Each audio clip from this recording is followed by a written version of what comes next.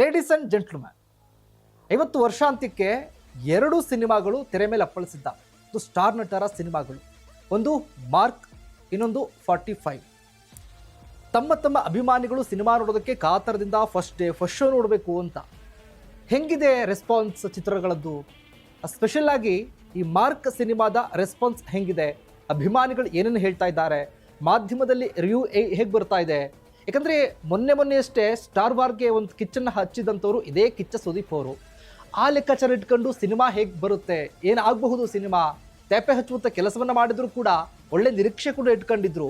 ಇವೆಲ್ಲವನ್ನ ನೋಡ್ತಾ ಹೋದರೆ ಸಿನಿಮಾ ಇವತ್ತು ನೋಡಿದಂಥ ಪ್ರೇಕ್ಷಕರು, ಅಭಿಮಾನಿಗಳು ಎಲ್ಲರೂ ಕೂಡ ಏನು ರಿವ್ಯೂ ಕೊಡ್ತಾ ಇದ್ದಾರೆ, ಈ ಕಾತರ ನಿಮ್ಗಿದೆಯಲ್ಲ, ಇದ್ರ ಬಗ್ಗೆ ಕಂಪ್ಲೀಟ್ ಡೀಟೇಲ್ಸನ್ನು ನಾನು ಕೊಡ್ತಾ ಹೋಗ್ತೀನಿ. ಎಸ್ ವೀಕ್ಷಕರೇ, ನೆಲ ಜಲ ಭಾಷೆಗಾಗಿ ಪ್ರಾಮಾಣಿಕ ಪತ್ರಿಕೋದ್ಯಮ, ನೀವು ನೋಡ್ತಾ ಇದ್ದೀರಾ ಫೋಕಸ್ ಟಿವಿ. ನಾನು ಶಿವು ರಾನರಾಪುರ.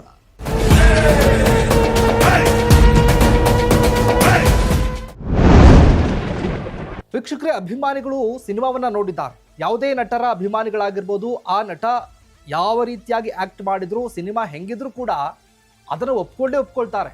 ಅದ್ಭುತ ಸಿನಿಮಾ, ಅದು ಅದ್ಭುತ ಆಕ್ಟಿಂಗ್, ಅದ್ಭುತ ಫೈಟಿಂಗ್, ಅದ್ಭುತವಾಗಿದೆ ಹಾಡು, ಅದ್ಭುತ ರೊಮ್ಯಾನ್ಸ್, ಅಬ್ಬಬ್ಬ ಸಖತ್ತಾಗಿದೆ, ನಮ್ಮ ಬಾಸ್ ಹಂಗೆ ಮಾಡಿದ್ರು, ನಮ್ಮ ಬಾಸ್ ಹಿಂಗೆ ಮಾಡಿದ್ರು, ನಮ್ಮಣ್ಣ ಹಂಗೆ ಮಾಡಿದ್ರು, ಹಿಂಗೆ ಮಾಡಿದ್ರು ಅನ್ನೋದು ಸರ್ವೇ ಸಾಮಾನ್ಯ ಅಭಿಮಾನಿಗಳು ಹೇಳಿಕೊಳ್ಳುವಂಥ ವಿಚಾರ ಕೂಡ. ಆದರೆ ಅದಾದ ನಂತರದಲ್ಲಿ ಸರಿಯಾದ ರಿವ್ಯೂ ಏನು, ಮೂವಿ ಹೇಗಿದೆ, ರೆಸ್ಪಾನ್ಸ್ ಹೆಂಗೆ ಬರ್ತಾ ಇದೆ, ಬೇರೆ ಬೇರೆ ಈ ಸಿನಿಮಾವನ್ನು ನೋಡುವಂಥ ಹುಚ್ಚಿದ್ದಂಥವ್ರು, ಸಿನಿಮಾವನ್ನು ವಿಮರ್ಶೆ ಮಾಡುವಂಥವ್ರು, ಇದ್ರ ಬಗ್ಗೆ ಅವರ ಅನಿಸಿಕೆ ಅಭಿಪ್ರಾಯಗಳೇನು, ಮೀಡಿಯಾದಲ್ಲಿ ಬರ್ತಾ ಇರುವಂಥ ರಿವ್ಯೂ ಏನು, ಸಿನಿಮಾ ಯೂಟ್ಯೂಬರ್ಸ್ ಕೊಡ್ತಿರುವಂಥ ರಿವ್ಯೂಗಳೇನೇನು, ಇದು ಸಿಕ್ಕಾಬಟ್ಟೆ ಚರ್ಚೆ ಆಗಬೇಕಾಗುತ್ತೆ. ಯಾಕಂದರೆ ಸಿನಿಮಾ ಅಂತ ಬಂದ ತಕ್ಷಣ, ಅಭಿಮಾನಿಗಳು ಹೇಳಿದ ತಕ್ಷಣ ಅದು ಸಕ್ಸಸ್ ಆಗುತ್ತಾ ಅನ್ನುವಂಥದ್ದು. ನಿಮಗೆ ಒಂದಷ್ಟು ನಾನು ತೋರಿಸ್ತಾ ಹೋಗ್ತೀನಿ. ಮೊದಲ ಫಸ್ಟ್ ಡೇ ಫಸ್ಟ್ ಶೋ ನೋಡಿದಂಥ ಪ್ರೇಕ್ಷಕರು, ಅಭಿಮಾನಿಗಳು ಯಾವ ರೀತಿ ರಿವ್ಯೂ ಕೊಟ್ಟಿದ್ದಾರೆ, ತದನಂತರದಲ್ಲಿ ಆ ರಿವ್ಯೂ ಹೇಗಿದೆ, ಇವತ್ತಿಗಾಗಲೇ ಕೂಡ ಸಂಜೆ ಆಗಿದೆ, ಇವತ್ತಿಗೆ ಇಷ್ಟೊತ್ತಿನಲ್ಲಿ ರಿವ್ಯೂ ಹೇಗೆ ಬರ್ತಾ ಇದೆ, ಪ್ರೇಕ್ಷಕರು ಏನು ಕೊಡ್ತಾ ಇದ್ದಾರೆ ಅದ್ರ ಬಗ್ಗೆ ನಿಮಗೆ ಒಂದು ಸಿಂಪಲ್ ಆಗಿ ತೋರಿಸ್ತಾ ಹೋಗ್ತೀನಿ. ವೀಕ್ಷಕರೇ, ನೋಡ್ಬೋದು ನೀವು.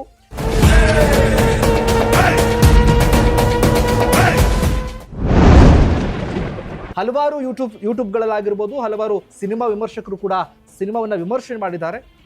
ಅವರು ಹಾಕಿರುವಂಥ ಲೈನ್ಸ್, ಅವರು ಹೇಳುವಂಥ ಡೈಲಾಗ್, ಅವ್ರು ಹೆಂಗಿತ್ತು ಸಿನಿಮಾ ಅಂದರೆ, ಅಭಿಮಾನಿಗಳು ಹೇಳ್ತಾರೆ ಕಿಚ್ಚ ಬಾಸ್ ಬೆಂಕಿ, ಅದ್ಭುತವಾಗಿದೆ ಸಿನಿಮಾ, ಸಖತ್ತಾಗಿದೆ, ಮಾಸ್ ಆಗಿದೆ, ಫೈಟಿಂಗ್ ಅಂತೂ ಅದ್ಭುತವಾಗಿದೆ, ಹಾಗೆ ಹೀಗೆ ಅಂತ. ಇನ್ನು ಪ್ರೇಕ್ಷಕರು, ಸಿನಿಮಾ ಪ್ರೇಕ್ಷಕರು ಅಂತ ಬಂದಂಥ ಸಂದರ್ಭದಲ್ಲಿ ಅವ್ರು ಹೇಳ್ತಾರೆ, ನೋಡ್ಬೋದು, ಓಕೆ ಪರವಾಗಿಲ್ಲ, ಸಿನಿಮಾ ಇಡೀ ಕುಟುಂಬ ನೋಡುವಂಥ ಸಿನಿಮಾ ಹೌದು, ಆದರೆ ಎಲ್ಲ ಒಂದು ಕಡೆ ಮ್ಯಾಕ್ಸು ಮಾರ್ಕ್ ಈ ಎರಡು ಒಂದೇ ಥರ ಇದೆಯಾ, ಸಿಮಿಲಾರಿಟಿ ಇದೆಯಾ ಆ ಸಿನಿಮಾದಲ್ಲಿ? ಯಾಕಂದರೆ ಬರೀ ಕತ್ತಲೆಯಲ್ಲೇ ಸಿನಿಮಾ ಮಾಡಿದ್ದಾರೆ. ಆ ಡೈರೆಕ್ಟರ್ಗೆ ಕತ್ಲೆ ಅಂದರೆ ಇಷ್ಟ ಏನೋ, ಕತ್ಲೆ ಕೆಲಸ ಮಾಡೋದು ಇಷ್ಟ ಏನೋ, ಹಾಗಾಗಿ ಬರೀ ಕತ್ಲೆಯಲ್ಲೇ ಸಿನಿಮಾ ಮಾಡಿದ್ದಾರೆ ಅನ್ನೋದ್ರ ಬಗ್ಗೆ ಕೂಡ ಮಾತನಾಡಿದ್ದಾರೆ. ಇದರ ಜೊತೆಗೆ ಪಾರ್ಟ್ 2 ಮ್ಯಾಕ್ಸ್ ಅನ್ನೋದು ಕೂಡ ಆ ಥರ ಲೆಕ್ಕಾಚಾರದಲ್ಲಿ ಮಾತನಾಡಿದ್ದಾರೆ. ಎಲ್ಲ ಒಂದು ಕಡೆ ಉದ್ದೇಶ ಇಟ್ಕೊಂಡು ನಿರೀಕ್ಷೆ ಮಾಡಿದಂಥ ಲೆಕ್ಕಾಚಾರದಲ್ಲಿ ಆ ಸಿನಿಮಾ, ಆ ಕೊರಿಯೋಗ್ರಫರ್ ಆಗಿರ್ಬೋದು, ಅಥವಾ ಆ ಚಿತ್ರೀಕರಣ ಆಗಿರ್ಬೋದು, ಅವೆಲ್ಲವೂ ಕೂಡ ಡ್ಯಾನ್ಸ್ ಆಗಿರ್ಬೋದು, ಹಾಡು, ಪ್ರತಿಯೊಂದು ಕೂಡ ಸಿನಿಮಾ ಪ್ರೇಕ್ಷಕರು ನೋಡಿದಂಥ ಸಂದರ್ಭದಲ್ಲಿ ಅವ್ರ ರಿವ್ಯೂ ಹೇಗಿರುತ್ತೆ, ಸಿನಿಮಾ ಸಕ್ಸಸ್ಫುಲ್ ಆಗಿ ರನ್ ಆಗುತ್ತಾ ಅನ್ನೋದ್ರ ಬಗ್ಗೆ ನೋಡೋದು. ಬೇರೆ ಬೇರೆ ಸಿನಿಮಾ ಪ್ರಿಯರು ಕೂಡ ನೋಡಿದ್ದಾರೆ. ಅಂದರೆ ಬೇರೆ ಸಿನಿಮಾವನ್ನು ಹೋಲಿಕೆ ಮಾಡಿಕೊಂಡು, ಯಾಕಂದರೆ ಈಗಾಗಲೇ ಸ್ಟಾರ್ ವಾರ್ ಇರೋದ್ರಿಂದ ಅಭಿಮಾನಿಗಳು ಲೆಕ್ಕಾಚಾರ ಹಾಕೊಂಡು ಹೇಳ್ತಾರೆ, ನಮ್ಮ ಬಾಸ್ ಸಿನಿಮಾ ಹಂಗಿತ್ತು ಹಿಂಗಿತ್ತು ಅಂತ. ಅದ್ರಲ್ಲಿ ನೋಡ್ಬೋದು ನೀವು, ಬೇರೆ ಬೇರೆ ಸಿನಿಮಾವನ್ನು ನೋಡಿದಂಥವ್ರು ಯಾವ ರೀತಿ ಕೊಟ್ಟಿದ್ದಾರೆ. ಮಾರ್ಕ್ ನೋಡಿ, ಬಾಬಾ ಫ್ಯಾನ್ಸ್ ಬೆಚ್ಚಿದ್ದಾರೆ, ಹಾಗೆ ಹೀಗೆ ಅಂತೆಲ್ಲ ರಿವ್ಯೂಗಳಿದೆ. ನೋಡಿ ಯಾವ ರೀತಿಯಾಗಿ ಕಿಚ್ಚನ ಅಭಿಮಾನಿಗಳು ಕೊಟ್ಟಿರುವಂಥ ರಿವ್ಯೂ ಹೇಗಿದೆ, ಸಿನಿಮಾ ಪ್ರೇಕ್ಷಕರು ಕೊಟ್ಟಿರುವಂಥ ಸಿನಿಮಾಗಳು ಹೇಗಿದೆ. ದಾದಾ ಅಂದರೆ ಯಾರು ಗೊತ್ತಾ, ಸಿನಿಮಾ ಅಂದರೆ ಏನು ಗೊತ್ತಾ, ಎಷ್ಟು ಸಿನಿಮಾ, ಎಷ್ಟು ಸಮ, ಯಾವ ಸಿನಿಮಾಗೆ ಸಮ ನಮ್ಮ ಸಿನಿಮಾ, ಹಾಗೆ ಹೀಗೆ ಅಂತ ಕೊಟ್ಟಿರೋದು ಕೂಡ ನೀವು ಗಮನಿಸಬಹುದು. ಇವೆಲ್ಲವೂ ಕೂಡ ಬರ್ತಾ ಇದೆ, ಎಲ್ಲವೂ ಕೂಡ ನೋಡ್ತಾ ಇದ್ದೀರಿ.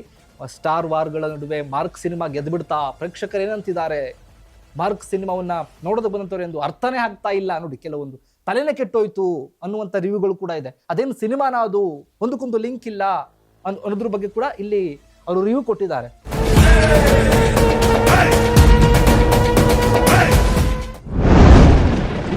ಇವೆಲ್ಲವನ್ನೂ ಕೂಡ ನೋಡ್ತಾ ಹೋದ್ರೆ ಇದ್ರ ಜೊತೆಗೆ ಸಿನಿಮಾದಲ್ಲಿ ಏನೆಲ್ಲ ಇದೆ, ಸಿನಿಮಾ ಹೇಗಿತ್ತು, ಸಿನಿಮಾ ಮಾಡಿದ್ದ ನಿರ್ದೇಶಕರು ಎಲ್ಲ ಒಂದು ಕಡೆ ಮಂಗಳೂರಿನ ಭಾಗದಲ್ಲಿ ಸಿನಿಮಾ ಚಿತ್ರೀಕರಣ ಮಾಡಿದ್ದು. ಇದ್ರ ಜೊತೆಗೆ ಕನ್ನಡದ ಕಲಾವಿದರು ಎಷ್ಟು ಜನ ಇದ್ದಾರೆ, 70% 80% ಕನ್ನಡದ ಕಲಾವಿದರು ಆ ಸಿನಿಮಾದಲ್ಲಿ ಇಲ್ಲ, ತಮಿಳು ಕಲಾವಿದರನ್ನ ಬಳಕೆ ಮಾಡಿಕೊಂಡಿದ್ದಾರೆ ಅನ್ನೋದು ಕೂಡ ಇಲ್ಲಿ ಕೇಳಿ ಬರ್ತಾ ಇರುವಂಥ ವಿಚಾರ.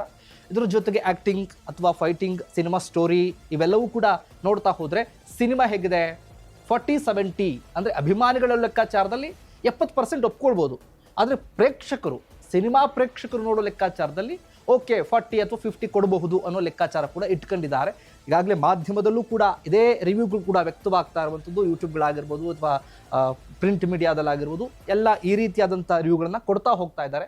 ಸಿನಿಮಾ ಗೆಲ್ಲುತ್ತಾ ಬಿಡುತ್ತಾ ಗೊತ್ತಿಲ್ಲ, ಆದರೆ ಸರಿಯಾದ ರಿವ್ಯೂ ಹೇಗಿದೆ, ಸಿನಿಮಾ ಹೇಗಿದೆ, ಸಿನಿಮಾವನ್ನು ಈ ವರ್ಷದಲ್ಲಿ ಯಾಕಂದರೆ ಅದ್ಭುತವಾಗಿ ಅದು ಈ ಡಿಸೆಂಬರ್ 25 ಅಂತಂದರೆ ನೀವು ಗಮನಿಸ್ಬೋದು, ಯಶ್ ರವರ ರಾಜಾಹುಲಿ ಸಿನಿಮಾ ಕೂಡ ಡಿಸೆಂಬರ್ 25ನೇ ತಾರೀಕಿಗೆ ರಿಲೀಸ್ ಆಗಿತ್ತು. ಹಾಗಾಗಿ ಈ ಡಿಸೆಂಬರ್ 25 ರಿಲೀಸ್ ಆದರೆ ಸಕ್ಸಸ್ಫುಲ್ ಆಗುತ್ತೆ ಅನ್ನೋದು ಅವ್ರ ನಂಬಿಕೆನೋ ಗೊತ್ತಿಲ್ಲ. ಈ ಇದರಲ್ಲಿ ಸಿನಿಮಾವನ್ನು ರಿಲೀಸ್ ಮಾಡಿದ್ದಂತೂ ಸತ್ಯ, ಹಾಗಾಗಿ ಅಭಿಮಾನಿಗಳು ನೋಡ್ತಾ ಇರೋದು ಕೂಡ ಸತ್ಯ. ಆ ಸಿನಿಮಾ ಹೇಗಿದೆ, ಆ ಪ್ರೇಕ್ಷಕರು ಹೆಂಗೆ ತೆಗೆದುಕೊಳ್ತಾರೆ ಅನ್ನೋದು ಕೂಡ ಆ ಸಿನಿಮಾ ನೋಡುವಂಥವರ ಅಭಿರುಚಿಗೆ ಬಿಟ್ಟದ್ದು. ಇದಾಗಿತ್ತು ಫೋಕಸ್ನ ಸ್ಪೆಷಲ್ ಸಿನಿಮಾ ಮಾರ್ಕ್ ಬಗ್ಗೆ. ನೆಲ ಜಲ ಭಾಷೆಗಾಗಿ ನೋಡ್ತಾ ಇರಿ ಫೋಕಸ್ ಟಿವಿ.